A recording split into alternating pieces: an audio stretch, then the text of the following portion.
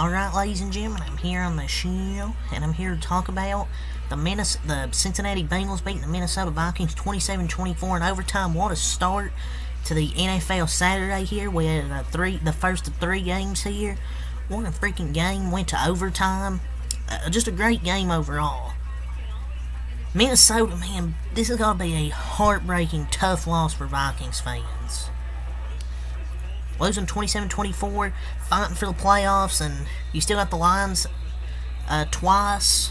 I believe you still have the Lions twice, the Packers. There's a chance they might miss the playoffs, and they really needed this game. And their defense was good through three quarters, I thought. Besides that first drive where Cincinnati got 3 points, I thought their defense was excellent. But Minnesota cost themselves, I thought. Too many mistakes where they could have put up some points on some drives. Two interceptions from Nick Mullins, one on the goal line, and another one when they were driving downfield before halftime. So there were some key points left off the board. The defense, I thought, was good through three quarters, but in the fourth quarter, absolutely collapsed. Gave up 21 points in the fourth quarter. Jake Browning and the Bengals offense absolutely come alive in the fourth quarter and had a big play in overtime from Tyler Boyd. The Vikings really lost this game themselves. Let's go over the stats here from Jake Browning. 29 of 42, 324 yards, 2 touchdowns, 1 interception. Had a nice play there late. Had a nice play there in overtime. Came to play live with his legs, throwing the ball to Tyler Boyd. I didn't think he was going to catch that, but he did. Broke away from some tackles and set him up for the win. What a game for freaking Jake Browning. He absolutely stepped up in that fourth quarter. When his team needed him the most, he stepped up. And Jake Browning becomes the first Bengals quarterback to win 3 of his first 4 starts since Boomer Esiason in 1984, and since he's flat out in the playoff race without Joe Burrow. Jake Browning, who was cut 3 times by the Vikings, gets a huge win today for the Bengals, man. I don't know how they did it or really what just happened, but resiliency, heart, and some Jake Browning magic are not in short supply with this group. Just like after the Burrow injury, they will not be easy to put away. They're not an easy team to put away. You have to hold them through 4 quarters. In his last 3 games, in the Jays, he had 376 total yards, 2 total TDs in a win. Colts, 282 total yards, 3 TDs. In this game, 324 yards, 2 touchdowns, and 3 Ws. Now they're 8-6. And he led them to overcome a 14-point deficit. And this was one of the games of the season, in my opinion. This was a really fun game to watch. And Jake Browning is 3-1, and I saw looking through Twitter, people like, oh, is Joe Burrow assistant quarterback? I'm like, maybe, how about we just give Jake Browning credit for being good?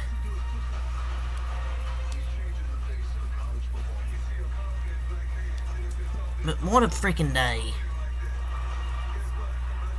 Brian Flores' defense just absolutely collapsed in the fourth quarter, giving up 21 points. And some mistakes by the Vikings. Also, 2 interceptions from Nick Mullins there in the second quarter.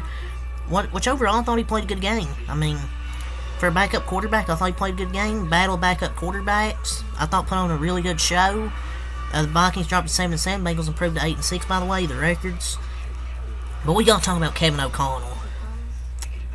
We went over the Bengals. I'm going over their stats, I guess. Joe Mixon, 10 runs, 47 yards, 4.7 to carry, 1 touchdown. Had a tough. He got stopped short originally, but he fought his way to the end zone. Chase Brown, 7 runs, 23 yards. Let's go over receiving stats. I'll talk about Kevin O'Connell in a second, because I'm going to go through these stats. Jamar Chase, 4 catches, 64 yards, left the game with a shoulder injury. Didn't give him any targets, but when he did, he done a lot with him. Tyler Boyd, 2 catches, 53 yards, had the biggest catch of the game, set him into field goal range. T. Higgins, 4 catches, 61 yards, 2 touchdowns, had a nice contested catch and reached to end zone. Good awareness there by T. Higgins, reached for the goal line. Tanner Hudson, 5 catches, 49 yards. Mitchell Wilcox, 2 catches, 20 yards. Chase Brown, 3 catches, 28 yards. Herb Smith Jr., 2 catches, 18 yards. Charlie Jones, 2 catches, 10 yards. Joe Mixon, 3 catches, 14 yards. Trey Hendrickson had 1.5 sacks this game. B.J. Hill and Mike Hilton got the interception. Second week in a row, B.J. Hill's made a big play. McPherson was 2 of his field goals, made the biggest one of the game to win it. Some of the Viking stats now. Ty Chandler, I thought, was phenomenal. 23 runs, 123 yards, 5.7 yards per carry, 1 touchdown. What a great game from Ty Chandler. Some horrible play calling, I thought, in overtime, not giving him the football. It's been essentially unstoppable. Horrible, horrible play calling. Dude's having a career day, but they used Brandon Powell as a lead pusher twice in a row for your weak, unathletic quarterback. Kevin O'Connell gave the game away. He had 132 yards, and they don't give him the football there in overtime. I thought that was a very bad play calling. Very, very bad from a Kevin O'Connell there. His play calling with the lead is just brutal. So, yeah, Nick Mullins, I want to talk about 26 of 33, 303 yards, 2 touchdowns, 2 interceptions. Besides the 2 interceptions, some bad mistakes. Overall, I thought he played a good game for backup quarterback. The 2 interceptions were devastating. And let's face it, he threw a bad pick 6. That was called back because the Bengals jumped off sides. I'm not going to say he played a bad game.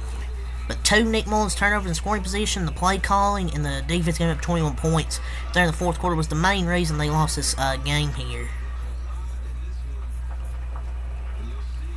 But Nick Mullins, besides 2 turnovers, I thought he played a good game. Jordan Addison, 6 catches, 111 yards, 2 touchdowns for the rookie receiver. Good game from Jordan Addison. Him and Justin Jefferson will be a good duo for the future. Justin Jefferson this game had 7 catches, 84 yards. So good game from Jay Jadis. TJ Hawkinson had 6 catches, 63 yards. Ty Chandler, 3 catches, 25 yards. Josh Oliver, 2 catches, 14 yards. The defense I thought was good through the first 3 quarters. Like I said, they sacked Browning like 4 or 5 times. I think 3 or 4. Through the first 3 quarters, they only held them 3 points. But the 2 interceptions were costly. The play calling I thought was poor. And overtime for the Vikings that cost them this game. And the defense just absolutely collapsed. But a good game here between 2 backup quarterbacks, Jake Browning and Nick Mullins. So, big win for the Bengals at home.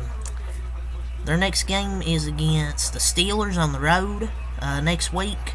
And the Vikings have a showdown with the Lions at home. But the Lions really needed this game. And ultimately, they come up short. And Evan McPherson wins the game, so that's all I have to say here. So until next time, I'm out. Peace. Kevin O'Connell, you're a bad play caller, sir. Using Brandon Powell, he's a master at losing games, the most inexplicable man. Running the tush push 2 times, failing to get 1 yard with your push man being the smallest guy in the field is just horrible. And not giving Ty Chandler the football there. What a loser. Him in critical moments. Just not good. But yeah, I just wanted to mention that right quick. So yeah, until next time, Peace.